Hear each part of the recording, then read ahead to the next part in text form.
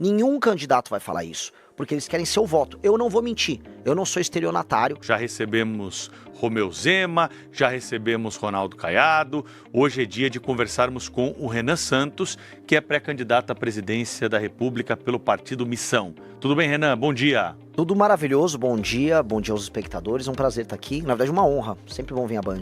Como que é ser candidato, pré-candidato à presidência da República numa eleição em que as pesquisas dizem o seguinte: só tem espaço para Lula e para Bolsonaro, no caso Flávio Bolsonaro. Você discorda dessa afirmação aí dos institutos de pesquisa? E como que é entrar numa disputa com esse cenário, Renan? Na verdade, eu concordo com os institutos de pesquisa no sentido de que dá para derrotar os dois. A última pesquisa do Real Time Big Data mostra que 48% dos eleitores estão procurando alguém para além de Lula e Flávio Bolsonaro. E, inclusive, nesse setor, desses 48%, eu lidero com 26% da preferência. Na pesquisa Atlas, posso cravar, até o fim do mês eu devo vir com pelo menos 10%, 9% a 10%, deixando para trás os outros dois convidados aqui do programa, Ronaldo Caiado e Romeu Zema. E eu vou retirar o Flávio do segundo turno e vou derrotar o Lula no segundo turno por uma razão muito clara. O antipetismo, que é quem a família Bolsonaro pegou os votos ao longo aí dos últimos 8, 10 anos praticamente, o antipetismo é uma força política na sociedade brasileira que está cansada. E está cansado porque ele não se realizou através da família Bolsonaro. Eles chegaram no poder, não entregaram. Hoje tem um filho, que é o Flávio, que é um corrupto, desculpa falar nesses termos aqui, é um sujeito envolvido em todos, ele não pode ver um escândalo de corrupção que ele mergulha no escândalo. E essas pessoas não se veem como parte desse sistema de valores. Então, onde eu ando, em que deveria haver apoio ao Flávio, não existe. Eu fui em Santa Catarina, não tem apoio ao Flávio. Os caras estão tendo que, eu apoio, sabe, tapar o nariz e apoiar. Então, pois bem, eu não tenho escândalo de corrupção, eu tenho um plano de governo e eu quero representar essas pessoas. Falando sobre proposta, que é uma coisa que está faltando, que a gente fica muito em escândalo, né? Sim. E o passado de cada um é importante, falar sobre a trajetória, mas o brasileiro está precisando de muitas propostas em várias áreas, né? Eu queria saber o que o Renan faria como presidente da República nessa questão fiscal. O Brasil está enrolado nos números e a gente está vendo que o buraco está cada vez mais embaixo. O que o Renan faria como presidente da República para consertar as contas do país? Olha, essa é a típica pergunta que os outros pré-candidatos vão se enrolar e vão dar uma fugida. Porque é o seguinte, falando aqui, olhando para a câmera, o Brasil está quebrado, o Brasil está detonado, o Brasil está destruído. E do ponto de vista fiscal, isso significa que as contas públicas estão indo para uma rota de colisão, elas vão estourar, os impostos para segurar isso vão ter que aumentar, os juros já estão altos, eles vão aumentar, inclusive o dólar voltou a subir, ou seja, a situação fiscal do Brasil, o Brasil é um país que está quebrando. E nós, se você quiser, você que está me ouvindo, quiser comprar um celular e conseguir pagar ele, não se endividar, ter emprego, nós vamos precisar fazer uma série de reformas que vão doer em muita gente interessada. Grandes empresários que querem renúncias fiscais, mas nós vamos precisar mexer, por exemplo, em outra reforma da Previdência, nós vamos ter que fazer uma coisa que é difícil de explicar aqui pro público, mas chama-se desindexação de certos gastos. Nenhum candidato vai falar isso, porque eles querem seu voto. Eu não vou mentir, eu não sou estelionatário, então eu vou falar para vocês, eu vou ter que desindexar os gastos do BPC, ou seja, o reajuste deles não vai ser feito através da base do salário mínimo, do aumento do salário mínimo, mesma coisa com a própria aposentadoria, eu vou cortar todos os privilégios possíveis do judiciário. Fazer isso vai me liberar um espaço fiscal de 200, 250 bilhões por ano. É isso que um presidente precisa fazer. A única coisa séria que um presidente precisa fazer, assim, na transição de mandato dele. Todos os outros não vão falar isso, porque isso tira voto. Mas eu tô aqui pra falar a real. E eu vou voltando até, linkando com a pergunta anterior. É por isso que eu vou ganhar. Porque eu tô falando a real, eu vou falar pros outros, ô Lula, você não vai querer fazer essas reformas? Bota no cartório. Flávio, bota lá, registra em cartório. Porque eles estão mentindo. Todo mundo sabe que vai precisar fazer uma reforma fiscal pesadíssima no Brasil. Que é a reforma fiscal que no fim do dia vai permitir que uma pessoa consiga comprar um celular e não ficar endividado. Presidente da República, no atual cenário que a gente tem com o parlamento, tem condições de fazer isso sem essa articulação política, por vontade própria? Tipo, o presidente tem essas ideias que você está apresentando aqui, ele consegue executar imediatamente? Olha, a PEC fiscal minha... Tem que passar pelo parlamento. Lógico, mas eu vou dar um exemplo para você. Eu não só falo. Esse projeto que eu falei fiscal já está protocolado na Câmara dos Deputados pelo meu partido. A gente já tem coisa de 70 e 80 assinaturas coletadas junto ao parlamento. E a ideia é eu conseguir o número necessário já para botar em tramitação. Eu quero passar essa reforma na transição. É uma reforma que economiza 3,3 trilhões de reais em 10 anos. E aí a gente não vai ficar tendo que discutir todas as vezes nos programas políticos aqui a questão fiscal. É pra gente resolver de vez. E se eu venci, vamos colocar em perspectiva, se eu ganhei a eleição vindo de um partido que tem 6, 7 meses de idade, significa que eu fui um fenômeno eleitoral. Sendo um fenômeno eleitoral, o espírito do tempo no Congresso, ele vai estar sendo pautado por mim e por essa agenda. Então eu não terei tanta dificuldade, pelo menos no início. Depois, a gente sabe que o Congresso vai fazer o necessário para querer, né, me botar uma faca no meu pescoço para querer grana, que é isso que o Congresso quer. Só que aí eu tenho que trabalhar com relação de forças de uma maneira... Precisa mudar esse esquema das emendas na tua avaliação? Com certeza. E como faz para mudar isso? Tem que mudar o sistema político brasileiro. E o sistema político brasileiro parte da base. Eu não quero, assim, me estender que essa história é fascinante. Eu rodei o Brasil, rodei o Maranhão, rodei cidades do interior do Nordeste, cidades que nem sequer deveriam existir do ponto de vista institucional. São cidades que apenas vivem de receber dinheiro do governo federal. E como é que rola a vida política lá? A emenda do deputado vem, o prefeito ele opera a emenda, desvia um dinheirinho pra comprar voto na eleição, o outro ele faz um show com Wesley Safadão ou com algum cantor pra poder, né, amealhar o apoio da população. O deputado ganha em cima disso. Nós vamos mudar todo esse sistema, a gente vai fundir as cidades pequenas. Nós precisamos, porque as cidades estão quebradas, e nós vamos fazer uma reforma, que eu chamo de lei de responsabilidade gerencial, que vai condicionar o recebimento das emendas por parte do município, e inclusive o fundo partidário e o fundo eleitoral para os partidos, mediante desempenhos de gestão. Então, se um prefeito ele tem um bom resultado em educação e saúde, ele ganha pontos, esses pontos autorizam o município a ganhar emenda. Se ele não faz isso, ele não recebe emenda. E aí o município dele tem que se fundir com o município ao lado. E o partido dele tem o fundo partidário e o fundo eleitoral condicionado, veja só, ao desempenho dos prefeitos que estão filiados naquele partido. Portanto, quanto melhor for um prefeito, mais dinheiro o partido tem, quanto pior o prefeito, menos dinheiro o partido tem, e menos emenda o deputado pode usar. Então a gente faz uma revolução mudando os sistemas de incentivo. Pelo seu cálculo, nós temos 5 mil municípios no Brasil. 5.570. Cairíamos para quanto, assim? Teria que cair para pelo menos, para a gente racionalizar, tem um estudo da Universidade Federal da Paraíba que vai nessa linha, para coisa de 2.300. Pela metade, quase. É, porque a maior parte dos municípios... Agora é uma briga política imensa, né? Você vai lutar contra todo mundo, pô. Mas... E aí é PT, é PL, MDB, Centrão, União Brasil. Todo mundo tem prefeituras. Todo mundo tem prefeituras, mas todos sabem, eu inclusive fui agora na Marcha Nacional dos Prefeitos, que não tá dando pra pagar essa conta. Sim, é uma irracionalidade. E tem um problema, o Centrão, ele é um carrapato. Esses políticos que você estava citando, eles são carrapatos. O carrapato, o máximo de consciência que ele tem, assim, ó, o boi não pode morrer. E o carrapato percebeu que o boi tá morrendo. Então, pode reparar que em vários momentos da história recente do Brasil, chega um momento de colapso, aí eles participam das reformas. O governo Temer foi isso, aconteceu em alguma medida no governo Itamar Franco, no próprio FHC, até no governo do Collor teve. Então, o carrapato, que são esses caras, já estão vendo, olha, a gente tá sugando demais. Vai ter que fazer alguma coisa pro bicho não morrer. Pois bem, o boi Brasil tá morrendo, ele morre em 2027. Então eles vão ter que participar de um conjunto de reformas. O que é minha pré-candidatura? É a versão mais radical dessas reformas. É a reforma mais agressiva pra gente resolver o Brasil. Se a pessoa quiser viver num país sério, vai ter que fazer essas reformas que eu tô falando. E eu vou ter que convencer as pessoas e os políticos. Mais ou menos o que o Milei tá fazendo na Argentina. Exatamente. Porque, assim, o Milei alertou, o Milei fez mais ou menos o que eu tô fazendo aqui. Ele foi na televisão, foi nas rádios e avisou, a Argentina tá quebrada. Eu tô lembrando, por isso que fiz a pergunta. Porque ele falou, a Argentina tá quebrada, não vai dar pra a Argentina ficar assim. Galera, vamos acordar. Aí os argentinos, é verdade, a gente tá quebrado mesmo. Porque existe uma coisa que é a normalização do absurdo. A Argentina tinha normalizado o absurdo e todo mundo ficava pobre, fazendo racionamento, inflação lá no alto. E eles, não, mas a vida é assim. A vida não é assim. O Milei falou, você não precisa viver assim. Igual a gente vivia antes do Plano Real. A gente, o ser humano é um ser incrivelmente adaptável. A gente se adapta ao absurdo. De repente veio o Plano Real, a gente falou, poxa, dá pra viver sem tanta inflação. Mesma coisa que eu tô falando aqui. Dá pra você comprar um celular, e eu falei assim, minhas ambições são muito grandes e ao mesmo tempo são muito simples. Sabe qual é o sonho de um Brasil perfeito no meu primeiro ano? Você conseguir comprar um celular, você não se endividar pra comprando celular, e aí você vai andar na rua e ninguém vai roubar ele. Se você conseguir cumprir esse ciclo de comprar um celular sem se endividar e conseguir ir na rua e ninguém te roubar, nossa, já foi uma revolução. Renan Santos, pré-candidato à presidência da República pelo Partido Missão, está concedendo uma entrevista ao vivo aqui à Bandeirantes, transmissão também pelo Band News TV, ao vivo no Jornal Gente.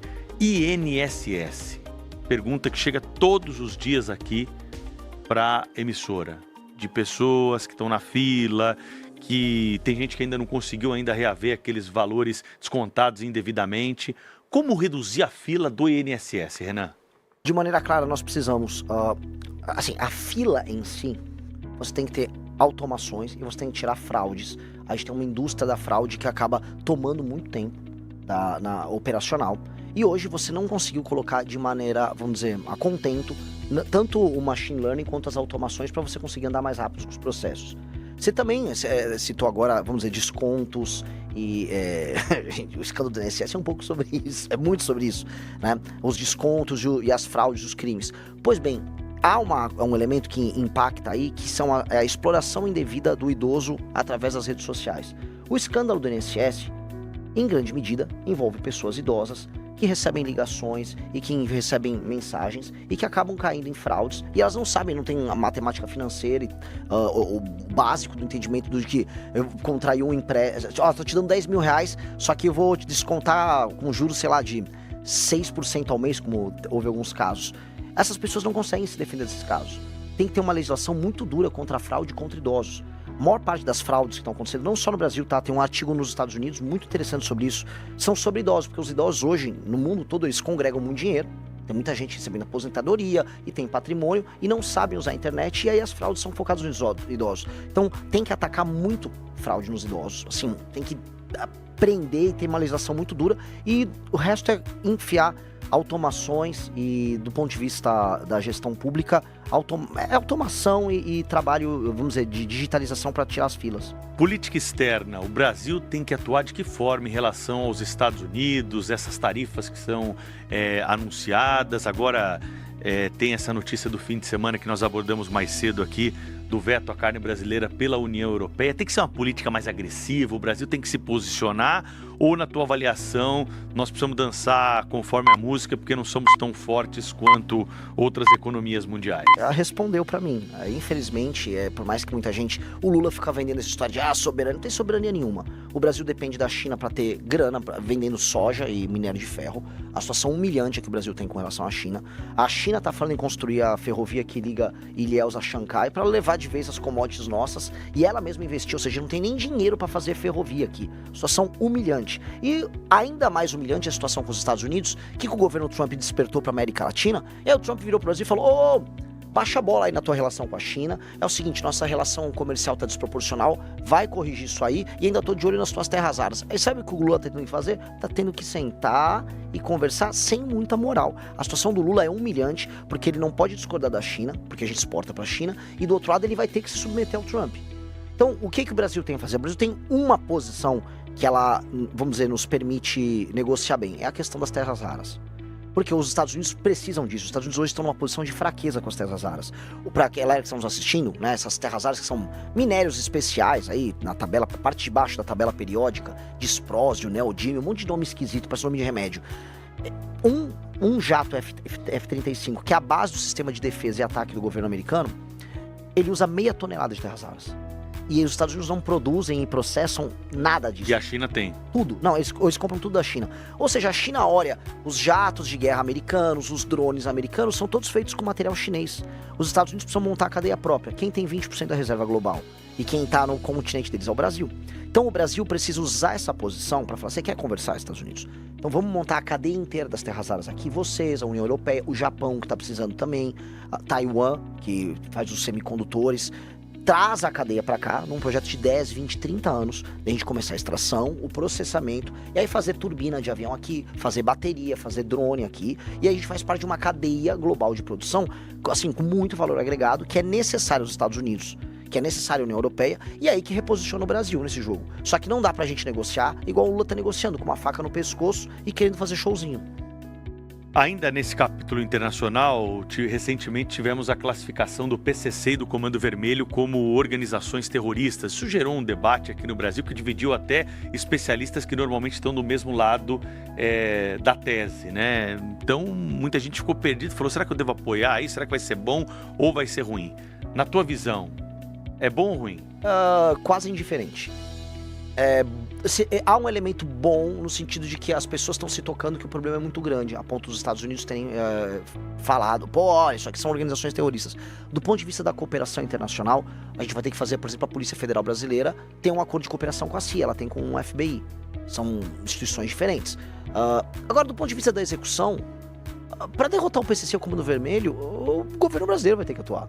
Não são os americanos. O problema é que os bolsonaristas lá ficaram vendendo, agora vai dar certo. Vai dar certo o quê? Você vai chamar os americanos para virem resolver um problema nosso? Novamente, é aquela coisa da constante humilhação do Brasil. Esses caras ficam humilhando o Brasil. O Lula humilha o Brasil quando vai lá nos Estados Unidos e fica negociando terra rara por conta de uma fraqueza interna dele, de projeto dele, que ficou puxando o saco da China. E do outro lado, o Flávio Bolsonaro vai lá comemorar. Trump, tira uma foto igual, sabe, um cara que tinha foto com o Neymar, com um ídolo. Tô aqui com o Trump. Que isso? Você pretende ser um chefe de Estado e tá tirando fotinho patética, tentando se apropriar de uma decisão que não veio deles e uma decisão que pra nós é indiferente. Desculpa eu me estender nisso. Flávio Bolsonaro é do Rio de Janeiro. Ora, o que ele fez pela segurança do Rio de Janeiro todos esses anos? Ele tava apoiando agora o Bacelar, que foi assim, a Polícia Federal colocou, é o representante político do Comando Vermelho na política carioca.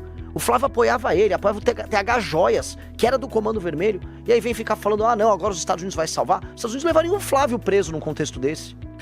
Renan, ainda sobre segurança pública, acho que é um dos assuntos que hoje mais incomodam, né, a população. A gente noticia aqui, terrível, essa situação que vivemos. Muitos lugares do Brasil não podemos andar com o celular na mão, temos que tirar a aliança quando vamos sair de casa para evitar algum susto maior.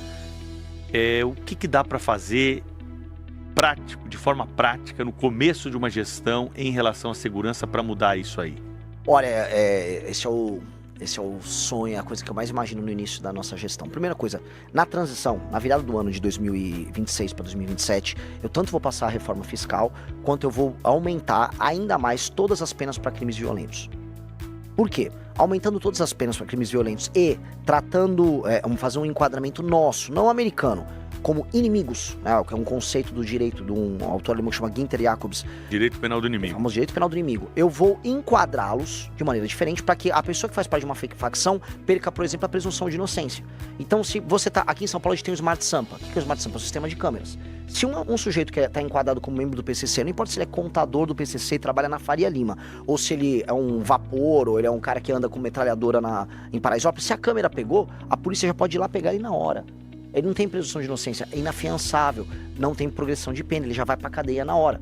Então, com isso, o Estado fica armado, do ponto de vista institucional, para fazer o que eu quero fazer. O que eu quero fazer? No dia 5 de janeiro eu tomo posse, dia 6 de janeiro eu tô em Santa Quitéria, no Ceará, e eu vou começar a colocar em estado de defesa, que é tipo uma GLO, só que com algumas, vamos dizer, características a mais, certas cidades, bairros ao redor do Brasil que estão tomados pelo crime organizado. Não é botar o Brasil em estado de defesa, é botar estes lugares para que a polícia, junto com o governo federal, entre, prenda todas essas figuras, liberte as pessoas que moram ali e aí a gente começa a retomar o território nacional. E aí a gente vai fazer uma limpa que a gente nunca viu. Eu preciso fazer, senão eu falhei como presidente, no final do primeiro ano a pessoa se sentir segura para andar com o celular no meio da rua, e todos os bairros brasileiros estarem livres do crime organizado. Se eu fizer isso, aí eu entro na fase 2 do meu governo, que é a desfavelização do país. É mais ou menos que nem o Bukele fez lá em El Salvador? É muito parecido com o que o Bukele fez. A questão é que é em uma escala muito maior. O Salvador é como se fosse um bairro em São Paulo. E a Constituição brasileira? Vai ter gente que vai falar que as garantias não estão preservadas aí. Não porque o direito penal do inimigo, ele é perfeitamente compatível com a Constituição brasileira, com os princípios constitucionais que estão, por exemplo, colocados ali como cláusula pétrea. Uhum. E existem distinções já no direito penal nosso. Então, não há um problema em receber não só o direito penal do inimigo, como em aumentar penas. A questão toda que nós temos é um problema de execução das políticas públicas na área de segurança. As penas são muito baixas, as leis de execução penal no Brasil elas são amigas da bandidagem, então um cara pega uma pena de 20 anos, cumpre 7 e já sai. Então os juízes no Brasil, eles têm, vamos dizer, uma subjetividade muito grande, ou seja, o juiz decide da cabeça dele. Aí acontece o que aconteceu com o caso do Henri Borel lá no Rio de Janeiro, uma juíza feminista, é machismo prender ela. E obrigou o tribunal, eu nunca vi um negócio desse, obrigou os jurados a alterar o voto deles. E isso é coisa de um país doente. Essa subjetividade não pode acontecer. Agora, por mais que as leis sejam modificadas nesse campo, aumento de pena, polícia, GLO, existe um ponto da legislação penal que parece imutável e nós não entendemos por que, apesar de uma pressão da população, que é a questão da maioridade penal. Sim. Vai pra frente? Óbvio. Tem que ir. Óbvio. Assim, quando você... Olha, eu não sei se eu tô me estendendo, que eu adoro esse tema. Tem um estudo da GV, o pessoal só dá um Google, de 2007, tá? Que mostra que existe uma correlação fortíssima entre a ausência da figura paterna e o cometimento de crimes pelos jovens. Ou seja, um jovem tende a cometer crimes... o jovem que comete o crime, que vai parar numa FEBEM, a relação dele com a ausência do pai é maior do que a relação, por exemplo, de desigualdade social. Ou seja, a desigualdade social e a pobreza interferem menos nesse jovem cometer o crime do que ele não ter um pai presente. Nós vamos precisar fazer um trabalho muito claro, e as pesquisas mostram isso, em atuar nas periferias, onde tem a maior parte desses meninos, porque inclusive a gravidez na adolescência incide mais nas periferias, nas favelas, cidades pequenas no interior do Nordeste. Nós vamos atuar nesses lugares já com, fim da maioridade penal, mas 2, trabalhando já nas escolas para recuperar esses meninos e dar um atendimento psicológico para separar eles, porque eles são garotos que estão numa condição especial. O garoto que comete o crime violento, quase sempre, 80% dos casos, ele não tem o pai. O pai abandonou ele, vem de uma relação complicada. E nós vamos chamar a sociedade civil, igrejas, ONG, auxílio psicológico nas escolas, já para focar nesse cara. Para fazer o trabalho preventivo, mas tem que ter junto a punição. Porque hoje está muito barato para uma facção criminosa você morreu um bandido em combate, ou uma pessoa foi trabalhar qualquer coisa, pega um menino com 15, 16 anos e coloca ele para trabalhar na operação.